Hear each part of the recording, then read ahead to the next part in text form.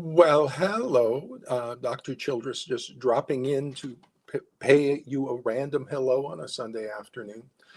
I need to clear my thoughts about some uh, thinking stuff because I need to get thinking about other things, but it's hard to clear the thoughts. So I figured what I would do is just come on here, talk my thoughts out, and that way I would kind of get them out there in the world and also kind of have them documented up for my own sake and kind of organized. And then I can move to other things. And what I keep getting distracted by, I have other things to get to and life things. And I've got a submission to the APA conference. I got to get that in and get that organized. But what I get distracted by is that I'm making entry into the AFCC with all their forensic custody evaluators and stuff, and they're kind of encountering me and I'm encountering them. And that requires a relatively precise management, and yet it's been designed or developed for a long time now, so there's pretty much everything's kind of defined. But one of the things I get thinking about, or gets me off track, is a program that was developed by the leadership of the forensic psychologists in the AFCC called Overcoming Barriers. And they've put that out there a couple times in their teaching things. And what that was is Overcoming Barriers.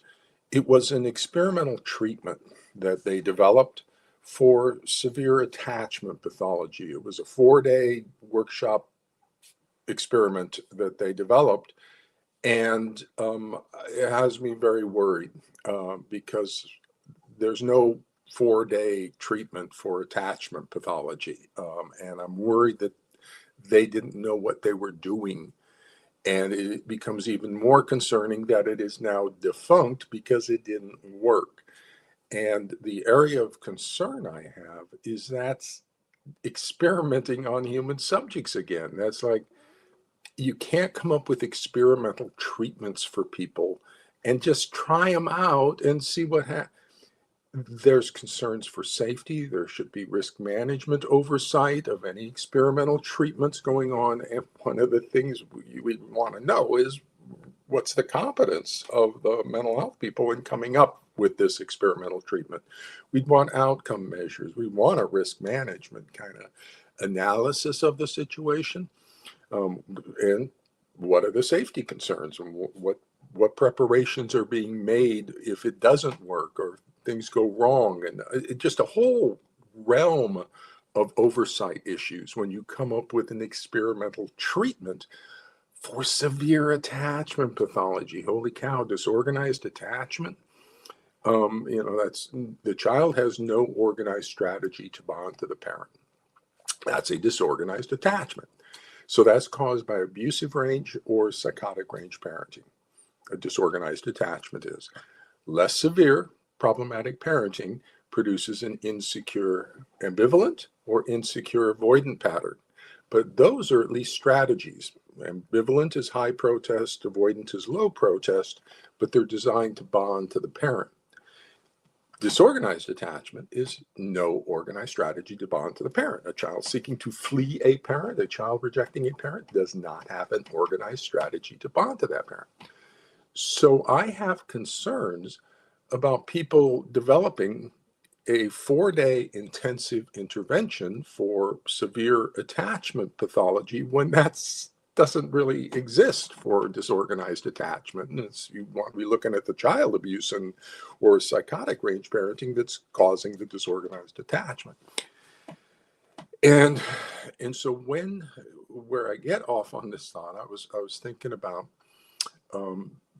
my Vita and them encountering that I actually know what I'm talking about with attachment pathology. I have 2 diagnostic systems. I know 2 treatment systems. I certified in infant mental health and worked as a clinical director in early childhood and foster care. Okay, so I've got a substantial Vita relative to attachment in early childhood and stuff, and attachment pathology.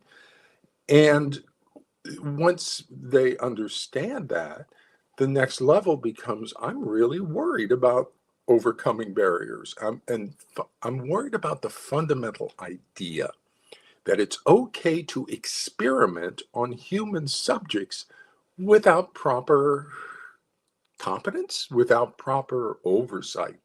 It would be the oversight that would say, who's competent in attachment pathology here? And you go, oh, I don't know. You say, well, I'm not going to let you come up with a treatment. But they would at least come up with some safety precautions or things. And, if you're getting parents to pay for this, plus it's a vulnerable population because these are court ordered. And so, and the parents are in desperate need of services and things. And so to come up with these experimental treatments, it's in the same category, overcoming barriers, like 4-day workshops, same category as Rorschach's Family Bridges and Turning Points from Gottlieb. Dorsey's High Road Workshop is one of these workshop models, and Overcoming Barriers was the forensic entry into that kind of pathology. And so that's troubling. And I'm going to kind of bring that up because they brought it up. They put it on their Vita and said, we're overcoming barriers, and they're all involved in it. And so I'm going to raise that issue about what sort of oversight was done, and are they competent to come up with an intensive intervention for disorganized attachment and delusional thought disorders and factitious disorder? What's the diagnosis that they were treating? So I'm going to be worried about that. But then that layers to another level of thinking about things, because the next question is, why aren't you talking to Dorsey? Okay, Dorsey has the high road. So this overcoming barriers was the forensic psychologist trying to mimic Dorsey, and she's having success with the high road, the 4-day workshop. And so they said, we're going to come up with our own overcoming barriers. And because they were in the family courts, they had influence in the family courts, they could channel people into their overcoming barriers program created by the top forensic psychologists. But why? Dorsey's got a program that works, and I got the data from it. We presented the data at the American Psychological Association. So why isn't the AFCC learning about what the high road does? Okay, what's the problem?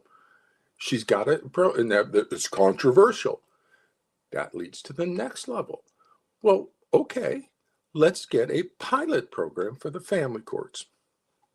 Okay, we get the AFCC to join with a university somewhere. The university is going to do the data collection, program evaluation kind of stuff, and the AFCC will be providing the mental health services into the pilot program for the family courts. And we will do a 6-session, 8-session diagnostic assessment. I've worked it out. I've got a little booklet on pilot program for the family courts, but basically we're looking at the persecutory delusion, factitious disorder, and we document it up with a diagnostic checklist and 12 associate clinical signs, get some good data on those, and parenting practices rating scale. When we make the diagnosis of the child's psychological abuse, then we can have an option of moving them into the pilot program. The pilot program may involve a contingent visitation schedule. But one of the features is right at that transition point from the diagnosis of child abuse to the ongoing treatment for the pathology in the family, we'll drop in Dorsey's High Road Workshop. We'll have Dorsey do half of them. She'll train the research staff to do half of them, and then we'll get good data on that. Okay, Dorsey's got data from all her workshops, and I got a child out of it. We got I know we went to the APA to talk about it, so we can get good data on that, and that's a great way to transfer the protocol from the private sector into the healthcare sector. Okay, so you get training from her. Now she has intellectual property rights on it and stuff, but I think if she becomes the recognized guru of recovery, I think that is a benefit to her, in other ways. And so I think transferring the high road over to universities to be able to do what they want, I think that's a really good idea. And getting data on effectiveness and diagnosis and the symptoms and getting research into the family courts is a really good idea. So let's get a pilot program for the family courts. Okay, and so that's kind of just a thought as I coming in. I go, bam, overcoming barriers, and I wind up on the family pilot program for the family courts. So I think that mostly clears my mind out of that thing. I got it. So that's going to be, I got to kind of line up, I guess, to that's maybe where we're going. The pilot program for the family courts, AFCC, provide the mental health services, can provide the attorney services, and we develop a protocol for the diagnostic assessment. When I proposed the coming up with the protocol, I would anchor it in something like in California, the Stanford Department of Psychiatry over there, forensic psychiatry. And because we're looking for a diagnostic assessment of persecutory delusions, factitious disorder imposed on another, those are psychiatric diagnoses. So getting that expertise in developing the diagnostic protocol would be recommended, helpful. But then also we need the treatment protocol. So I would locate that in Southern California in a little group of universities, UCLA, Pepperdine Alliance, and you locate that down to provide or develop and provide the treatment protocol. I'd be looking at integrating some DBT with emotionally focused therapy, and come up with that. And then we need to come up with the legal structures, the legal arguments to support the family moving through a diagnostic assessment. And we want a diagnostic assessment with second opinions on that through telehealth to stabilize the diagnosis. And everybody's agreeing on what's happening as we move it through to end the fighting around these children. So let's get a diagnostic assessment protocol. Let's get a treatment protocol, and let's get outcome data on this, and let's do that. And so that's kind of where I'm heading. But I can't think about that right now. I got to get on to other things. And so I just need to clear my mind so it stops going around and around in a circle. So with that, I'm out of here and going to go back to my work. Take care, everybody. Have a nice Sunday. Bye-bye.